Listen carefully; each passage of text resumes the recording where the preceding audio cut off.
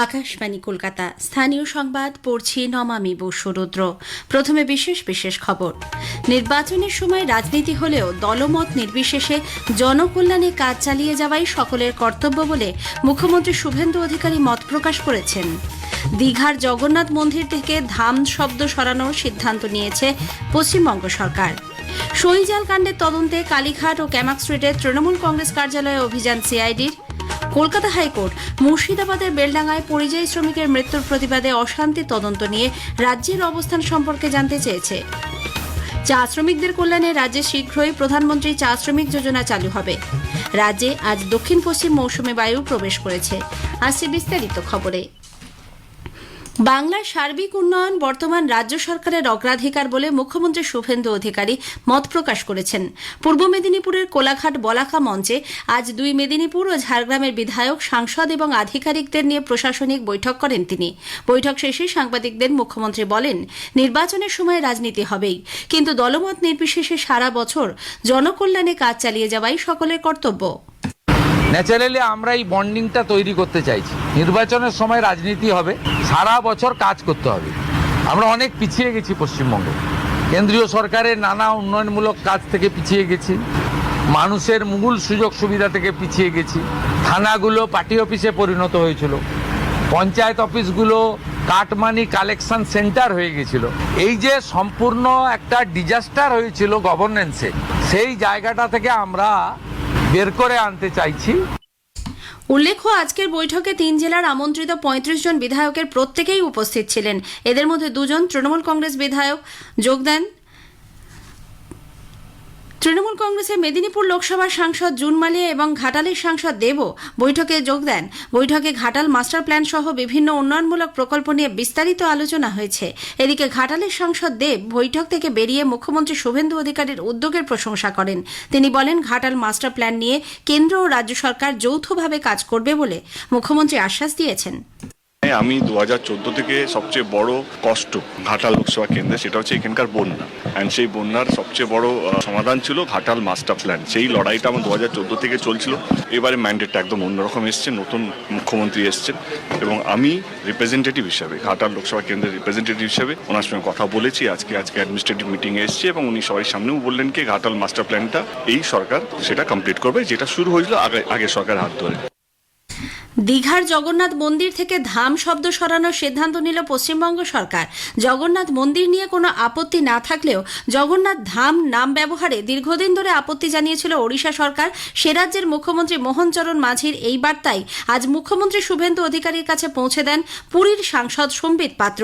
শ্রী অধিকারী জানান, সরকারি নথিতে প্রকল্পটি সাংস্কৃতিক কেন্দ্র হিসেবেই অনুমোদিত ছিল।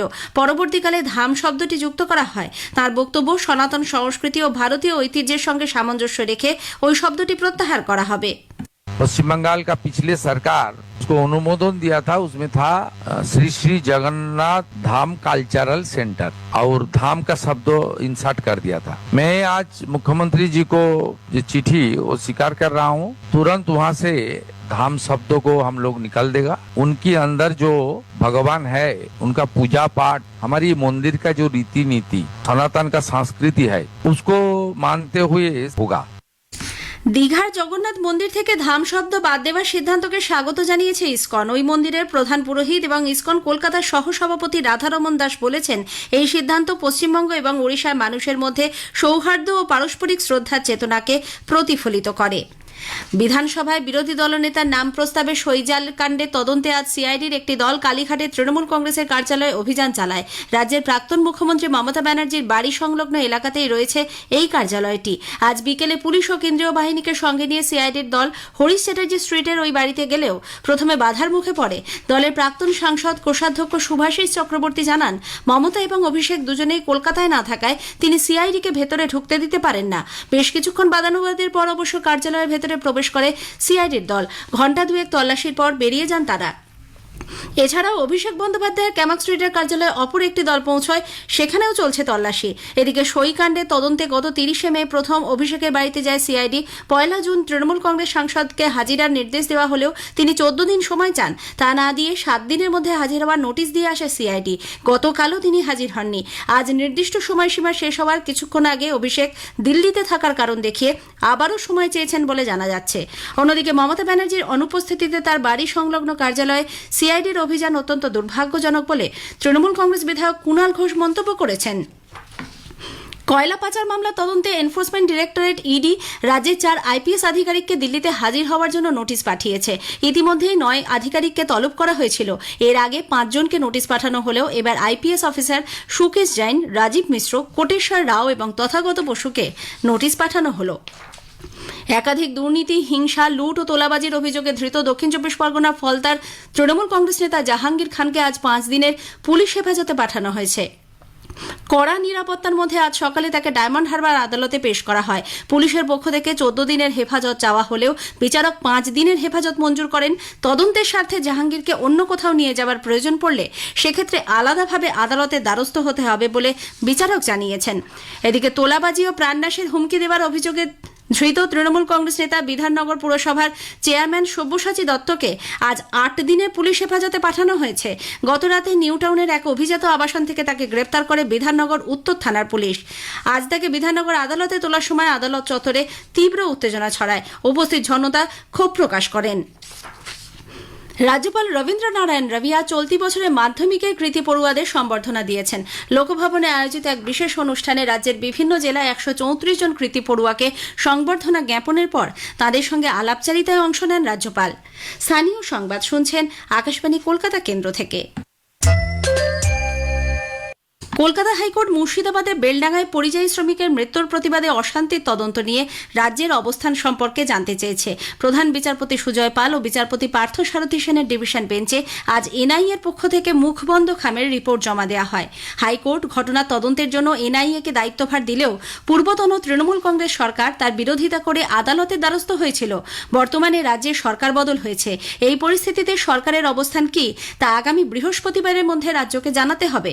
ইউএপিএ ধারার অধীনে তদন্তের পদ্ধতিগত বিষয়ে তাদের বক্তব্য রাজ্য একই সঙ্গে জানাবে। চা শ্রমিকদের কল্যাণে রাজ্যে শীঘ্রই প্রধানমন্ত্রী চা শ্রমিক যোজনা চালু হবে। কলকাতায় আজ এক সাংবাদিক বৈঠকে শিল্প ও বাণিজ্য মন্ত্রকের যুগ্ম সচিব অমিত কুমার জানিয়েছেন, আসাম ও পশ্চিমবঙ্গে চা শ্রমিকদের জন্য এই প্রকল্প চালু করা হয়েছে। এর মধ্যে পশ্চিমবঙ্গের জন্য প্রায় 300 কোটি টাকা বরাদ্দ করেছে সরকার। তিনি বলেন, এই প্রকল্পের আওতায় 3টি ভাগে শ্রমিকরা পরিষেবা পাবেন। राज्यों को 3 तरह के जो है वो मेजर कार्यक्रम इम्प्लीमेंट करने हैं। एक चाय श्रमिक शिक्षा योजना, यानी जो चाय श्रमिकों के बच्चे हैं उनको गुणवत्ता युक्त शिक्षा जो है वो मिल सके, इसकी सुविधा। एक कंपोनेंट में चाय श्रमिक स्वास्थ्य, इसके अंतर्गत उनको क्वालिटी और बेहतर हेल्थ सुविधा मिल सके। और तीसरा है प्रधानमंत्री चाय श्रमिक आश्रय। আজকের প্রসঙ্গে এবারের বিষয় বাংলায় জল জীবন মিশন, জল সঞ্চয় ও জন অংশগ্রহণ। আকাশবাণী সংবাদ বিভাগ প্রযোজিত অনুষ্ঠানটি শুনবেন এই স্থানীয় সংবাদের ঠিক পরেই গীতাঞ্জলি, ডিটিএইচ বাংলা ও আকাশবাণী সংবাদ সোশ্যাল মিডিয়া প্ল্যাটফর্মে। আগামী 21শে জুন বিশ্ব যোগ দিবস উপলক্ষে রাজ্য সরকারের বিভিন্ন দপ্তরে কর্মরত কর্মী ও আধিকারিকদের নিয়ে যোগব্যায়াম প্রশিক্ষণ শিবির শুরু হয়েছে। রাজ্য সচিবালয়, নবান্ন সংলগ্ন সভাঘর ছাড়াও পুরভবন, স্বাস্থ্য ভবন, পরিবহন ভবন, জলসম্পদ ভবন, নগরোন্নয়ন দপ্তরের শিবিরের মাধ্যমে কর্মী আধিকারিক থেকে শুরু করে আমলারা আজ যোগ অনুশীলনে অংশ নেন। দক্ষিণ 24 পরগনার সুন্দরবন স্বেচ্ছাসেবী প্রতিষ্ঠান কুলতলি মিলন তীর্থ সোসাইটি আইডিবিআই ব্যাংকের উদ্যোগে সুন্দরবন প্রত্যন্ত এলাকার 45টি ক্লাস্টারের মহিলাদের হাতে পাটজাত পণ্য তৈরির মেশিন তুলে দেওয়া হয়। এলাকায় নারীর ক্ষমতায়ন ও স্বাবলম্বী করার লক্ষ্যে এই উদ্যোগ। উত্তরবঙ্গের মধ্যে দিয়ে রাজ্যে আজ দক্ষিণ পশ্চিম মৌসুমী বায়ু প্রবেশ করেছে। আগামী 2-3 দিনের মধ্যেই আরও কিছু অংশে তা অগ্রসর হবে বলে আলিপুর আবহাওয়া দপ্তরের বিজ্ঞানী ডক্টর অন্বেষা ভট্টাচার্য আকাশবাণীকে জানিয়েছেন।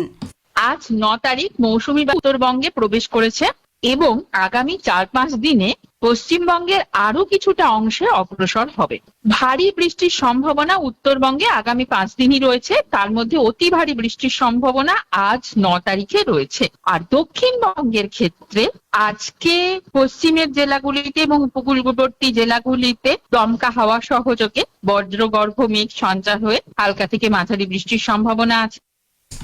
বাংলার শিবানী আগরওয়াল ওয়ার্ল্ড কেটলবল চ্যাম্পিয়নশিপে একটি স্বর্ণ ও একটি রৌপ্য পদক জয় করেছেন। মলদোবায় সদ্য সমাপ্ত এই প্রতিযোগিতায় শিবানী মাস্টার্স বিভাগে সোনা ও ওপেন বিভাগে রূপও পেয়েছেন। শেষ করার আগে স্থানীয় সংবাদের বিশেষ কিছু অংশ আরও একবার। নির্বাচনের সময় রাজনীতি হলেও দলমত নির্বিশেষে জনকল্যাণে কাজ চালিয়ে যাওয়াই সকলের কর্তব্য বলে মুখ্যমন্ত্রী শুভেন্দু অধিকারী মত প্রকাশ করেছেন। দীঘার জগন্নাথ মন্দির থেকে ধাম শব্দ সরানোর সিদ্ধান্ত নিয়েছে পশ্চিমবঙ্গ সরকার। রাজ্যে আজ দক্ষিণ পশ্চিম মৌসুমী বায়ু প্রবেশ করেছে। স্থানীয় সংবাদ শেষ হল। আকাশবাণী খবর পড়ছি চঞ্চল ভট্টাচার্য। প্রথমে বিশেষ খবর। পাক অধিকৃত কাশ্মীরে বিক্ষোভকারীদের ওপর প্রশাসন ও পুলিশের দমনপীড়নের ঘটনাটি আন্তর্জাতিক স্তরে আলোচিত হওয়া উচিত বলে বিদেশ মন্ত্রক মনে করে। কেন্দ্রীয় স্বরাষ্ট্রমন্ত্রী আজ নতুন দিল্লিতে ভারতের স্থল সীমান্ত পণ্য প্রক্রিয়াকরণ এবং যাত্রী চলাচলকে ডিজিটাল পদ্ধতিতে সুশৃঙ্খলভাবে পরিচালনা করার লক্ষ্যে বিনিময় নামে একটি ব্যবস্থাপনার উদ্বোধন করেছেন। প্রধানমন্ত্রী আজ কুয়েতের আমিরের সঙ্গে টেলিফোনে পশ্চিম এশিয়ার সর্বশেষ পরিস্থিতি নিয়ে আলোচনা করেছেন। বিদেশমন্ত্রী আগামীকাল থেকে দুদিনের সরকারি সফরে বুলগেরিয়া ও ফিনল্যান্ড যাবেন। কেন্দ্রীয় স্বাস্থ্যমন্ত্রী বলেছেন, সরকার প্রধানমন্ত্রী সুরক্ষিত মাতৃত্ব অভিযানের মাধ্যমে গর্ভবতী মহিলাদের জন্য স্বাস্থ্য পরিষেবাকে ক্রমাগত শক্তিশালী করে চলেছে। আসছি বিস্তারিত খবরে। পাক অধিকৃত কাশ্মীরে বিক্ষোভকারীদের ওপর পাক প্রশাসন ও পুলিশের দমনপীড়নে বহু মানুষের মৃত্যু এবং আহত হওয়ার ঘটনা ভারতের বিদেশ মন্ত্রক জানিয়েছে। মন্ত্রক এক বিবৃতিতে বলেছে, এই দমনপীড়নের বিষয়ে আন্তর্জাতিক সমাজের দৃষ্টি দেওয়া প্রয়োজন। নতুন দিল্লিতে বিদেশ মন্ত্রকের মুখপাত্র রণধীর জয়সওয়াল বলেছেন, নতুন দিল্লির নজর রাখছে পাকিস্তান থেকে প্রচুর ভুয়ো খবর ও ভিডিও প্রকাশ পাচ্ছে। মানবাধিকার লঙ্ঘন থেকে নজর ঘোরাতেই পাকিস্তানের এই প্রচেষ্টা বলে তিনি জানান। A pattern of fake news and videos emanating from Pakistan. It is a desperate attempt by Pakistan to cover up its own failings and deflect attention away from its human rights abuses. There are several reports of police brutality in Pakistan-occupied Kashmir, in which several people have been killed. There are several more who have been injured. We hope the international community will hold Pakistan accountable for its misdeeds and its abuses.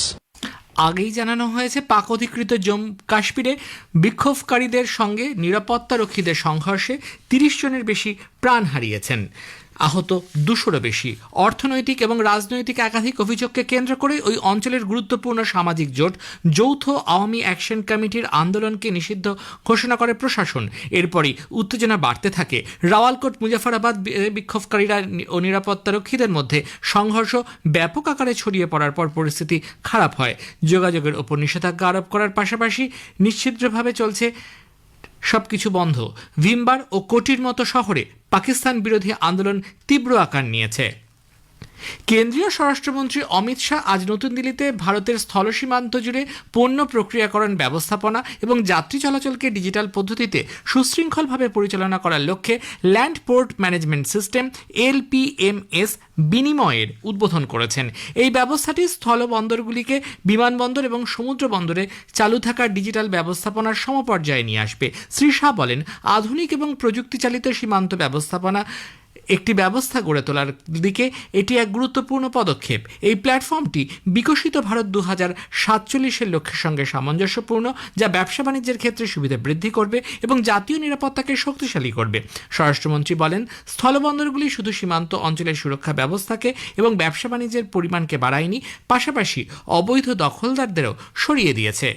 कि land port का तेजी से विकास होने के बाद After the rapid development of the land port, not only has trade increased, but security has also been ensured. It has helped transform illegal Zojila tunnel সড়ক প্রকল্পের চূড়ান্ত পর্যায়ের কাজ আজ সফলভাবে শেষ হয়েছে। এর ফলে কাশ্মীর উপত্যকা ও লাদাখের মধ্যে সারা বছর নির্বিঘ্নে যাতায়াত করা সম্ভব হবে। সড়ক পরিবহন ও মহাসড়ক মন্ত্রী নীতিন গডকরি লাদাখের মিনিমার্গে জজিলা টানেলের পূর্ব প্রবেশদ্বারের কাছে একটি রিমোট বোতাম টিপে বিস্ফোরণ ঘটিয়ে এই সুড়ঙ্গের উদ্বোধন করেন। এই অনুষ্ঠানে জম্মু কাশ্মীরের উপরাজ্যপাল মনোজ সিনহা এবং মুখ্যমন্ত্রী ওমর আবদুল্লাহ উপস্থিত ছিলেন। শ্রী গডকরি বলেন, এই সুড়ঙ্গটি শ্রীনগর ও লেহর মধ্যে পরিবহন, পর্যটন এবং স্থানীয় অর্থনীতিকে শক্তিশালী করবে।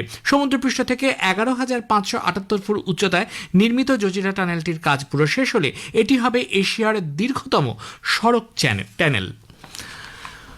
সরকার এমজি নারেগা থেকে বিকশিত ভারত গ্যারান্টি ফর রোজগার অ্যান্ড আজীবিকা মিশন গ্রামীণ VBG রামজিকে পরিবর্তনের উদ্দেশ্যে রাজ্য ও কেন্দ্রশাসিত অঞ্চলগুলির জন্য 95,692 কোটি টাকার একটি অন্তর্বর্তীকালীন বাজেট বরাদ্দের প্রস্তাব করেছে। আগামী 1 তারিখ থেকে সারা দেশে এটি কার্যকর হবে। নতুন দিল্লিতে রাজ্য ও কেন্দ্রশাসিত অঞ্চলগুলির গ্রামোন্নয়ন মন্ত্রীদের সঙ্গে এক ভার্চুয়াল বৈঠকের পর এক সাংবাদিক সম্মেলনে কেন্দ্রীয় গ্রামোন্নয়ন মন্ত্রী শিবরাজ সিং চৌহান এই ঘোষণা করেন। তিনি জানান, কোনো রাজ্যের বরাদ্দ কমানো হয়নি এবং গত বছরের তুলনায় বাজেট 40% বাড়ানো হয়েছে। ভিভি জি রামজির লক্ষ্য হল গ্রামীণ উন্নয়নকে ত্বরান্বিত করা এবং শ্রমিকদের কর্মসংস্থানের ব্যবস্থা করা। किसी भी राज्य का मैं एक बताना चाहता हूँ, ये आशंकाएं कई बार लोग व्यक्त करते थे, इसका कम हो जाएगा, उसका कम हो जाएगा। किसी का कम नहीं हुआ है। ये जो हमने दिया है 60% ही पिछले साल मनरेगा का जो एलोकेशन था, लगभग उतना तो 60% ही दिया है, मतलब 40% ये बढ़ेगा पिछले साल से। तो किसी राज्य को कमी का तो कोई सवाल ही पैदा नहीं होता। চা শ্রমিকদের কল্যাণে পশ্চিমবঙ্গে শীঘ্রই প্রধানমন্ত্রী চা শ্রমিক যোজনা চালু হবে। কলকাতায় আজ এক সাংবাদিক বৈঠকে শিল্প ও বাণিজ্য মন্ত্রকের যুগ্ম সচিব অমিত কুমার জানিয়েছেন, আসাম ও পশ্চিমবঙ্গের চা শ্রমিকদের জন্য এই প্রকল্প চালু করা হয়েছে। প্রকল্পে 2 রাজ্যের জন্য বরাদ্দ করা হয়েছে মোট 1000 কোটি টাকা। এর মধ্যে পশ্চিমবঙ্গের জন্য প্রায় 300 কোটি টাকা বরাদ্দ হয়েছে।